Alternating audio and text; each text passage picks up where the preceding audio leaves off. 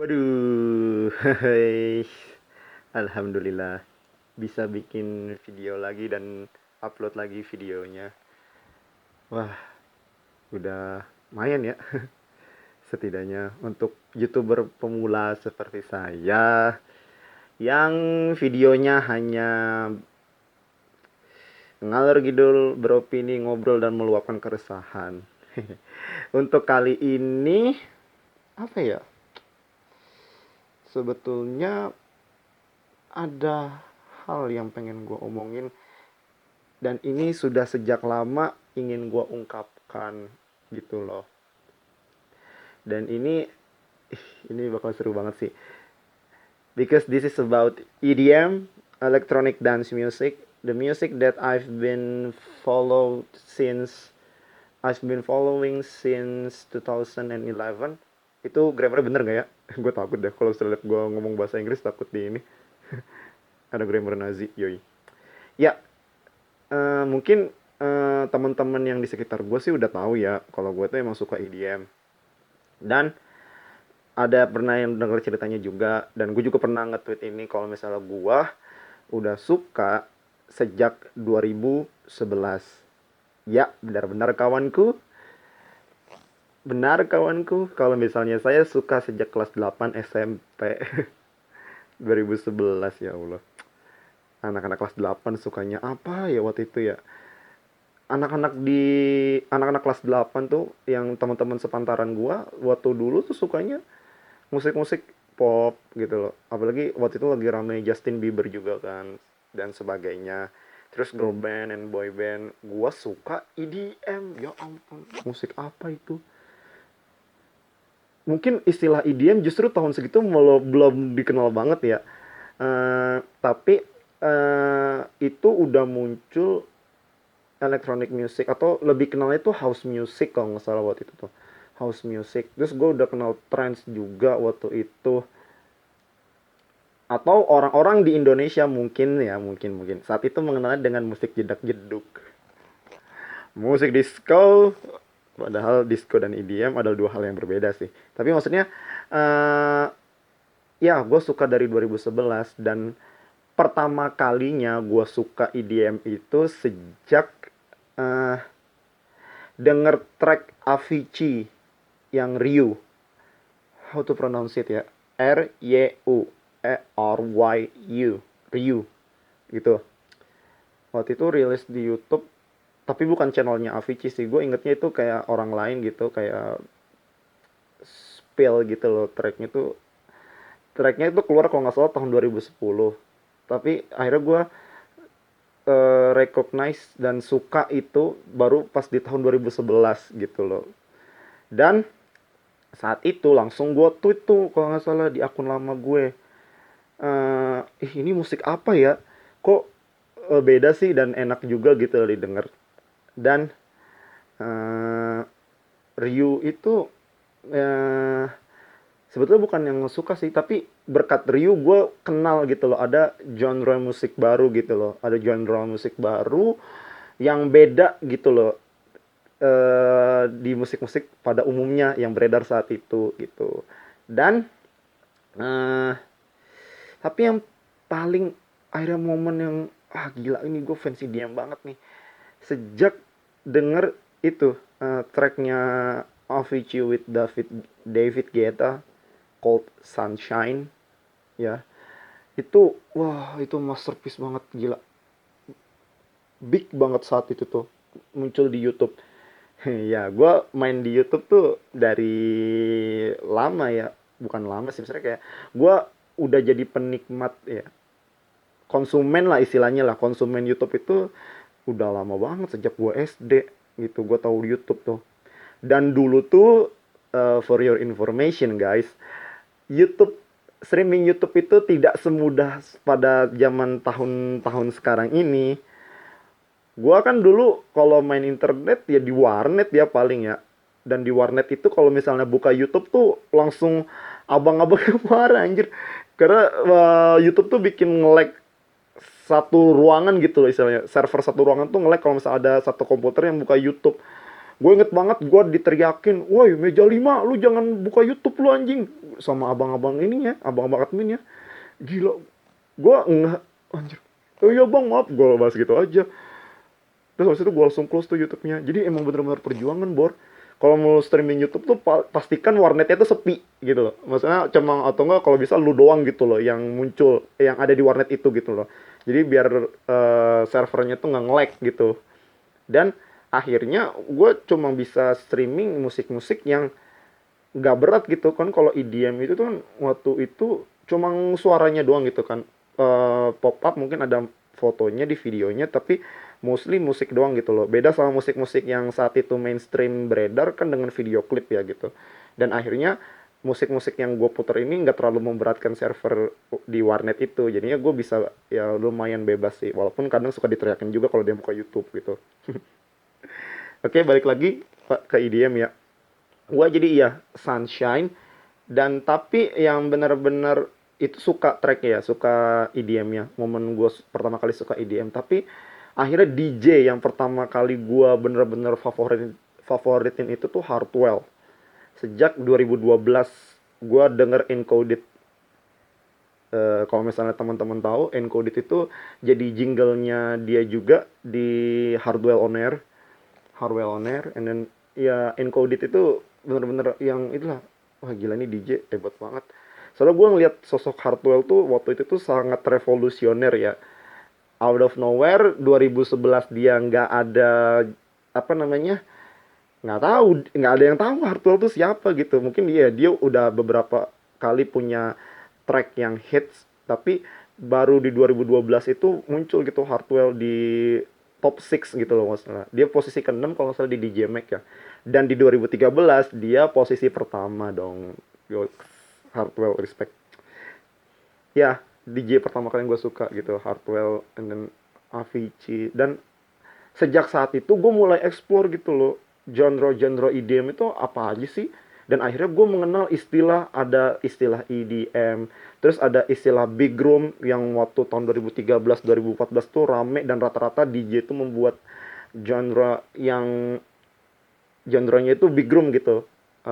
For on floor gitu loh, ketukannya for on floor dengan ciri khas beatnya yang sangat duk duk duk gitu. Ketukan drumnya juga duk duk. Dan house music ya, terutama house music sih. Dan makin makin tahun bertambah, gue jadi makin suka gitu dengan EDM gitu. Apalagi sejak gue kenal trance music with Armin van Buuren, Ferry Corsten, dan Tiesto. Dulunya adalah musisi trance guys, sebelum dia akhirnya berlabuh ke haluan lain dan ke genre lain. Martin Garrix juga berubah ya kalau nggak salah ya. Sepengetahuan gue dia dulunya DJ Big Room deh, DJ Big Room. Sebenarnya dia membuat track-track Big Room gitu loh. Terus habis itu pindah ke Progressive House. Progressive House juga jadi genre kesukaan gue juga sekarang. Jadi untuk apa ya, kalau dikumpulkan EDM itu tuh banyak banget genrenya guys. Anjay guys. Gue udah kayak YouTuber banget yang ngomong guys. Bangsat. Ya, EDM itu banyak banget genrenya. Dan tapi yang paling gue suka tuh kalau misalnya gue bikin rank ya, yang pertama itu gue suka trance. Apalagi classic trance. Itu karena dia bisa membangun hype yang apa namanya ya, lu boleh apa namanya happy jingkrak-jingkrak dengan suatu track, tapi nggak ada track yang bisa bikin lu nangis kayak trance gitu loh. Gila, gue berapa kali ngeluarin air mata kalau gue dengerin track-track yang genre-nya itu trance. Dan yang kedua itu progressive house. Gue suka karena melodicalnya sih. Melodicnya itu kayak aduh, mantep banget. Dan yang ketiga tuh big room, karena gue big room itu suka, tidak dipungkiri gue suka dengan euforianya gitu loh. Apalagi kalau di festival lu butuh track yang bisa bikin lu loncat-loncat, dan big room itu genre yang sangat menarik dan sangat bagus untuk membuat anda loncat-loncat gitu. Kalau trance juga bisa sih, tapi kalau trance itu lebih ke feeling gitu loh, emotion. Gua ngomong gini bukannya berarti gue jago banget bermusik ya. In fact, gua gak bisa, bukan gak bisa ya, gue belum bisa main satupun alat instrumen musik. Kecuali gue pernah belajar, iya, kayak violin gue pernah belajar, gitar gue pernah belajar, tapi gue nggak pernah ahli, bukan nggak pernah ahli, belum ahli gitu loh di semuanya. Karena gue lebih menasbihkan diri, anjay, menasbihkan diri dong. Ya gue lebih menasbihkan diri gue sebagai penikmat aja gitu istilahnya. Pun EDM ini ya, gue belum pernah ke festival yang gede kayak DWP, DWP I mean. Tapi gue punya keinginan suatu hari nanti gue punya duit ya, ya Allah, amin. Gue pengen ada dua festival yang pengen gue datengin banget. Yang pertama itu Untold Festival di Romania. Itu tuh Untold itu tuh festival EDM musik gitu. Festival EDM musik, festival EDM gitu. Tapi Armin van Buuren itu sering banget mainin set ya sepanjang 5 jam, 6 jam setengah. Bahkan yang terakhir 2019 kemarin itu sampai 7 jam setengah gitu loh. Gue pengen aja terlibat dalam emotion 7,5 jam gue berdiri dan gue menikmati musik itu tuh keren banget pasti. Untold ya kan. Dan yang kedua itu gue pengen ke Tomorrowland. Karena ya Tomorrowland apa ya warnanya sendiri gitu loh. Sebetulnya Ultra ya, Ultra Music Festival yang di Miami itu bagus juga sebetulnya. Cuma compare with Tomorrowland, gue lebih ke Tomorrowland karena apa ya, vibes-nya lebih kerasa aja, lebih pumping juga di main stage-nya. Dan pilihan stage-nya selain di main stage itu kalau Tomorrowland itu banyak gitu loh. Pilihan stage yang selain main stage-nya gitu, itu banyak banget Tomorrowland. Ya, jadi yang pertama tuh gue pengen Untold, pengen ke Untold. Yang kedua gue pengen ke Tomorrowland gitu. Sebetulnya sampai sekarang pun apakah gue fans EDM yang sangat loyal? Enggak juga sih, gue nggak bilang itu juga. Tapi gue itu dengan EDM itu apa ya, telah melewati pasang surut, anjay, pasang surut dong. Maksudnya setiap gue denger YouTube pasti gue dengernya 50% itu pasti gue dengerin track-track EDM gitu loh.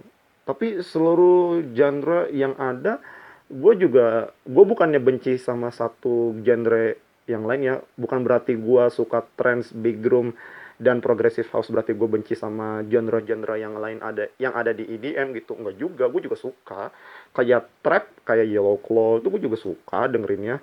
Atau enggak dubstep, brostep kayak Skrillex, gue juga suka. Atau enggak hard style kayak Dr. Punk, Wild Styles, gue juga suka. Tapi kayak trance, progressive house dan big room itu kayak bener-bener yang apa ya, bisa bikin hati gue merasuk gitu loh. Kayak mantep ini pas gue pertama kali denger track-track dari mereka itu loh. Dan kalau misalnya gue sering juga nonton apa ya, channel-channel YouTuber yang bahas tentang EDM dan musik sih, macam Kak Wiyana Sakti ya kan. Terus habis itu gue suka juga di Twitter ngikutin berita EDM kayak dari Dancing Astro. And then walaupun setiap tahunnya gue nunggu-nunggu siapa DJ peringkat nomor satu di DJ Mag, tapi gue tuh be honest juga sekarang nih kayak aduh, DJ Mag itu kayak cuma kontes popularitas gitu sih. Ini ngomongin DJ Mag sekarang ya, waduh, ini random banget sih emang. DJ Mag itu kalau teman-teman belum tahu adalah kayak ajang tahunan di Amsterdam Music Festival yang menasbihkan siapa DJ nomor satu di dunia gitu loh. Dia jadi ranknya itu nomor 1 sampai 100 gitu. Dan sekarang tuh banyak dikritik karena DJ Mag hanya dianggap sebagai ajang popularitas saja gitu loh. Ajang kontes popularitas DJ, bukan melihat DJ karena skillsnya gitu.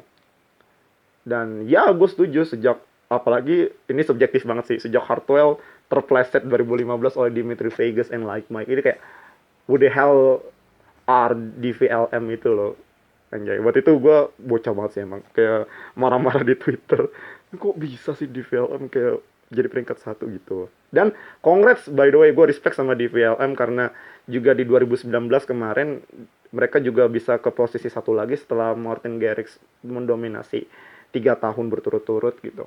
Tapi maksud gue banyak yang berpendapat seperti itu gitu loh. Kalau DJ Mac itu hanya sebagai ajang popularitas. Dan bagi gue antara setuju sama enggak sih ya. Karena gue setuju untuk DJ Mac itu bisa meningkatkan popularitas dari seorang DJ. Tapi juga DJ Mac juga menurut gue orang-orang kan vote karena selera musiknya gimana kan. Dan milih berdasarkan musik yang mereka suka di DJ tersebut. Gitu. Jadi ya antara benar dan salah juga. Oke. Oh ya, menurut kalian gimana? Kalau misalnya kalian punya pemikiran yang sama dan ngobrol-ngobrol tentang idiom, ayo sok tinggalin aja di komen gitu. Tapi untuk saat ini cukup dulu ya. Mantap.